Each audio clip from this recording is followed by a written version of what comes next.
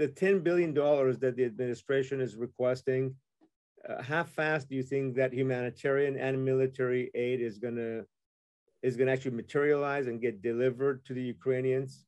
Well, the military aid and the economic aid are already taking place. Everyone should understand that. This just augments, it enhances it. So, I mean, as we're speaking, military aid is going there. It's been going there for months. And as I said, thank God for in Poland and Romania that we're able to keep those supply lines operating daily. That's critical. And the economic aid, we already augmented last week. And Congress, I believe, will act, if not this week, next week. So this will be on top of that, just as the $500 million that the European Union authorized last week. And then other countries are also doing individual efforts. But the importance of continuing those supply chains with military aid, javelins to go after the tanks, the other armaments that have been successful in shooting down both jet aircraft and helicopters. That's continuing as we speak.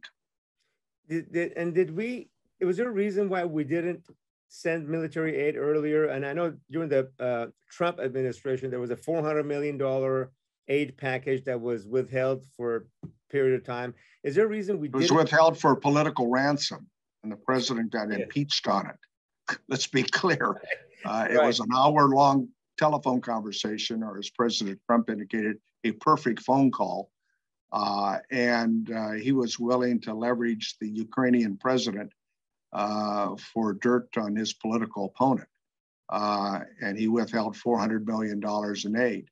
But we've been providing last year, and it really intensified as Russia's motivations in terms of our intelligence agencies becoming very clear. And President Zelensky was in a tough place. We continued to warn him last fall in October, November, and December as we were providing more support that we felt that Russia was likely to do just this, invade.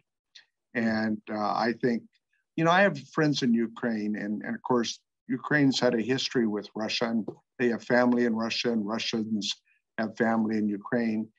And there was a lot of disbelief. I was talking to some of my Ukrainian friends a day, 2 days before the invasion, and they still did not believe that Putin would do this. And of course, Putin had told most of his military group out there that they were on a training mission. And all of a sudden, they're not in a training mission. He's lied and lied and lied about everything. And he really, I think, feels at this point that we've given him multiple off-ramps. The Ukrainian representatives met again for the second time today. There was no breakthrough. And so I think Putin wants to see if he can outlast the West on this. And but I think the overwhelming support around the world, especially among the European allies and the NATO partners, and then the other part, when major American energy companies like Halliburton and Chevron and other energy companies like BP and Shell indicate they're pulling out, and when you have major banks, and then you have the credit cards that took action today and yesterday, and then another source of pride that this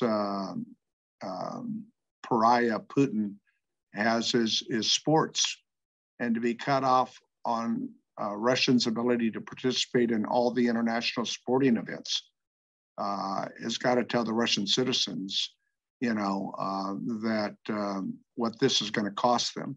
I mean, the ruble has dropped to an all-time low. The stock market in Russia has not opened. And, I think that I mean, it's a generational thing to be sure. Older Russians are still believing a lot of the propaganda that Putin is selling, but the younger ones who like their Apple Watches, who like their Western comforts, and now they're being cut off by Facebook and other forms of social media, are thinking, what are we doing this for? But I think it's going to take some time, and I think it's likely to get worse before it gets better.